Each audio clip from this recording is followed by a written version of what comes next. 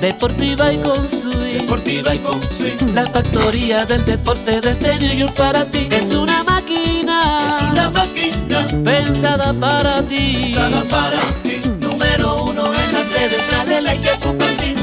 Con informaciones importantes siempre frescas. Y con entrevistas que te ponen de cabeza. Lo mejor del deporte lo encontrarás aquí. Búscale en las redes, dale like y compartir. Suscríbete, Ay sí, infórmate. ok. Dale a la campana para que te llegue. Everyone, and thank you for joining us tonight. We are thrilled and delighted to have the 2021 National League MVP, Bryce Harper, with us on the call tonight. Bryce, congratulations. Thank you. Appreciate it. We will jump right into questions, but first, as a reminder, when called on, please state your name and affiliation. And with that, who would like to start us off? Let's go to Matt Breen. Bryce, congratulations again. Thanks, Matt. Jonathan India said when you won that Players' Choice Award last month, he said you were the face of baseball. And I know you've heard people refer to you as that before. What kind of responsibility comes with being a face of baseball, and how much pride do you take in people looking at you that way? Yeah, I think you said it perfect. A face of baseball. I think there's other guys in the league that do a great job as well. If that's the young guys in the league right now, Fernando Tatis, Juan Soto, Vladdy, India as well, Rookie of the Year this year. All the young guys that are kind of coming into their own as players right now. It's great to see for the game. You always want to, make sure the game keeps growing in the right direction. I said it a little bit ago to one of my friends. I said, I grew up watching Ken Griffey Jr., Derek Jeter, Cal Ripken, all these guys paved the way for me before I got there. So, being able to be part of kind of that group, getting a little bit older, understanding that I'm getting a little bit older. I know 29 is young, I get it. But in my 10th, 11th year, understanding there's young guys in this game that are going to be playing this game, longer than me, after I'm done, long after I'm done. So making sure it's in the right place when I leave, I think that's one huge thing I want to be able to accomplish. So being able to have fan bases and people love the game, young kids love the game, wanting to play the game, that next generation of kids wanting to play the game is huge for us. And, that's what it's all about. Thanks, Bryce. Yeah. Let's go to Scott Lauber of the Philadelphia Inquirer. Bryce, along the same lines of what Matt asked, when you won that award, that Players' Choice Award, there were a number of players who described you as underrated. I wonder what you think of that description. I mean, can you sort of, given how you came up, Sports Illustrated at 16 and in the big leagues by 19 and all of those things, can you kind of wrap your head around the idea that some of your peers think that you might be underrated at this stage of your career? Yeah, I'm okay with that. Each year coming in, you want to try to get as good as possible. Each year you get into your off season, you get to work. No matter if you're, the highest paid player in the game or the best player in the game, or if you're, not so, paid that much or not so, rated that high. Everybody's mission, everybody's, mentality should be the same, wanting to get better each off season, wanting to try to help your team get to that next level of trying to win a World Series. No matter where you're rated or anything like that, I've never let that kind of ever fuel what I do.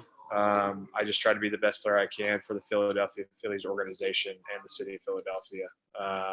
For my teammates, they know how I am. They are with me every single day. I love the people I'm around each day. The people that I communicate each day with in the Phillies organization. I love being part of it, and being able to have John Middleton take a chance on me to be part of this organization. I owe that all to him. So I try to go into each off season, no matter good year, great year, off year, whatever. Each year, my mentality is the same: trying to get stronger, trying to get better each year to get back to where the Philadelphia Phillies want to be, and that's in a World Series playing deep into October. What you won the MVP tonight. Zach very, very nearly won the Cy Young yesterday. You talked about Reese earlier tonight. You talked about JT. It's a pretty good core that you guys have kind of at the top of the roster. How important do you think it is that that the organization sort of takes advantage of that, in that, you know, maybe the window is open to win with the group of you 4 or 5, and that they need, you know, that it's important to kind of seize that opportunity?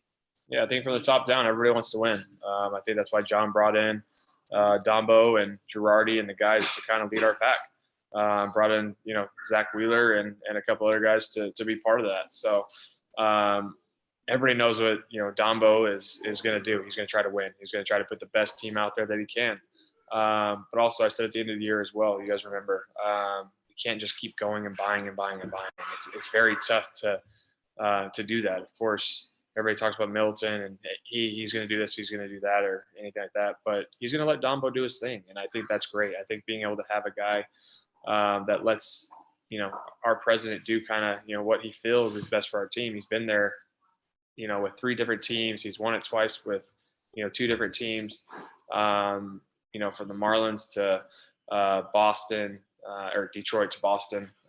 He's done so well. So I'm looking forward to kind of see what he does this year. He kind of came out and said, you know, left field, center field are big priorities for us, and of course a closer. I'd imagine a 5th starter possibly, just because Eflin is not going to be ready. So I'm excited to see what he does. I'm excited to see, you know, what kind of team we do have coming into spring training, and I'm looking forward to that. Thanks, Bryce. Congratulations again. Thank you. Let's go to John Clark.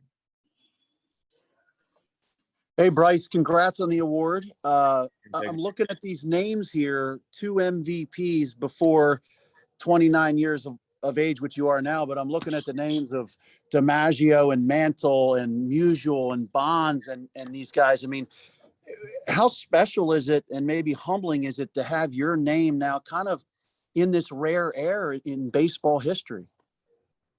Yeah, I think all those guys that you talked about, they all have World Series as well, and that's the next step. That's the next goal.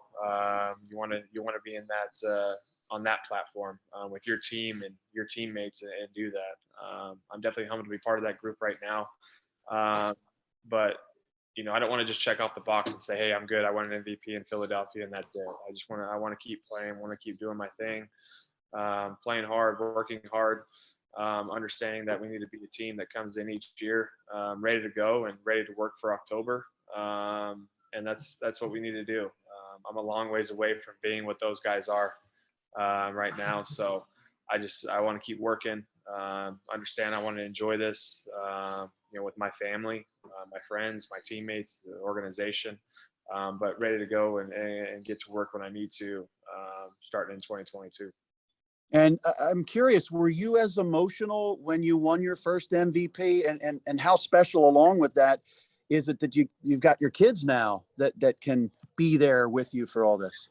Yeah, I don't think I was as emotional. I don't think I was in the best mind frame, I guess you could say. When I won my first one, it was kind of just like, hey, you know, I won it, and this is great. But this one's a little bit different. Actually, it's a lot different. Being able to have my family, like you said, seeing my son, seeing my daughter, my wife next to me, my family behind me,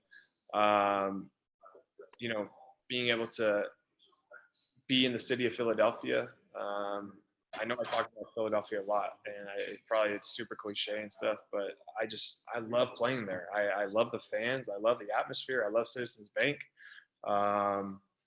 I love the good and the bad. It's just, I'm all about it. And I just want to work hard for them. I want to put my best foot forward each night for them.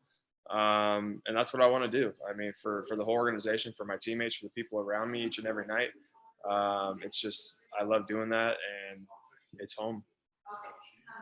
Thanks, and congrats again. Thank you. Todd Zalecki. Hey, Bryce, what's the day like leading up to this? I mean, I imagine it's pretty nerve-wracking. Like you said, you don't find out until Mike Schmidt announces it on national television. No, for sure. Yeah, I mean, I started off, I got up normal. I mean, I went and got Crew out of the crib and made him breakfast, got him his chocolate milk, so did that. Was just dad this morning, and then got my workout in, did my Pilates at 11 to 12, and then had to go pick up dry clean. Did that, came back, had lunch, and then just kind of, hung out and sat around for a little bit until, it happened. So, I mean, just pretty much a normal day. I was really nervous today, actually. And I don't get nervous too much about any situations or anything, but I was definitely pretty nervous about this one. I don't know. I mean, I just think just everything about it. I mean, having my family around, understanding kind of the difficulties we kind of went through this year at the beginning, getting hit in the face and the hand, and going through that emotionally and stuff with my wife and my teammates and things. So, I mean, I think everything kind of coming back, and then, each night, and I play like this each night anyway, you guys know this, but each night knowing that it was kind of, hey, you got to perform each night because we're in this race. And I love that. I love that atmosphere. I love being able to be in that. I love the emotion of that, but also it's pretty much a grind until you get to the end of the year. So just going through all that, I think it was just kind of all those thoughts kind of poured in, and sitting next to my wife who grinded all year for us this year. I mean, she's with 2 kids, under 2. I mean, you guys know how that is. You guys have kids. I mean, it's a battle for our wives. And I was just talking to Franny about this.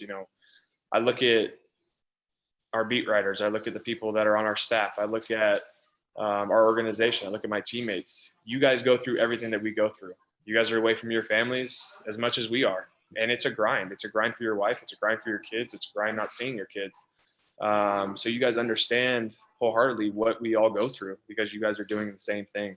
And I think people forget that we all go through the same thing, mentally and physically, away from the field, because it is a grind. So I think just all those emotions kind of poured in, and, I think that's how, all those tears and things like, those things came out. So. Crew's probably too young. Well, Brooklyn's definitely too young. Crew's probably too young to realize what happened tonight, right? He just knows Dad's wearing a cool suit and he's on TV probably, or what? No doubt. I got to do it for him again, hopefully. Thanks. Yeah. Matt Breen. You said you were nervous, but you didn't dress like you were nervous. Yeah, I should have wore a hoodie, dang it. On the last call, you talked about getting hit in the face and the mental state and having to get back to that and get over it mentally. That's something that's not talked about a lot. We talked a lot about, the actual face getting and the wrist.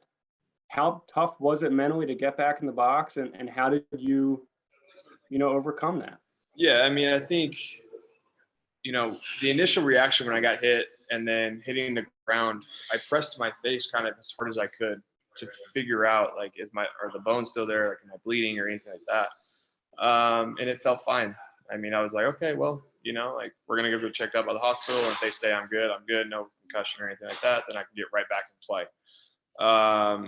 And I didn't really let my body kind of evolve and say, okay, well, if the ball hit me, I'm probably going to be bruised. And then it hit me in the hand, that's probably going to be bruised. My wrist is probably going to be sore. I can't really swing a bat. But you guys know how I am. It's just like, let's go get it. I can be back out there for my team. I'm going to do that. And I took a minute, but I didn't take long enough. And I mentally felt that kind of when I got back in the box. I got that hit against Peterson that first night back to left field, and kind of I got to first base, and Paco looked at me and was like, man, you're crazy. Like, I can't, like, we can't fathom as a team that you're actually going to do this kind of thing, right? And so I kind of was just like, yeah, whatever, man. Like, it's baseball. It's how it is. And then the more I kind of got into it, the more, the wrist wasn't healthy. It wasn't fully healed yet. And then mentally, it was a grind. It was a grind each day getting into the batter's box. And so, I sat down with CC Kraft, our mental strength coach, pretty much, and kind of, let her know how I was feeling and stuff like that. And, we got through it. We started doing some progressions and things that got me feeling better.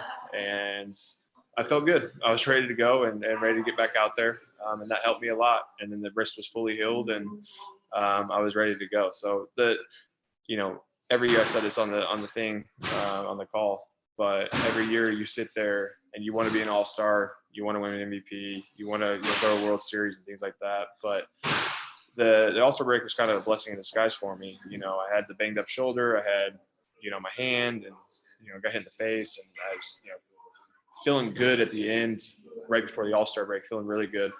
And, you know, of course I was bummed not being able to be an All-Star.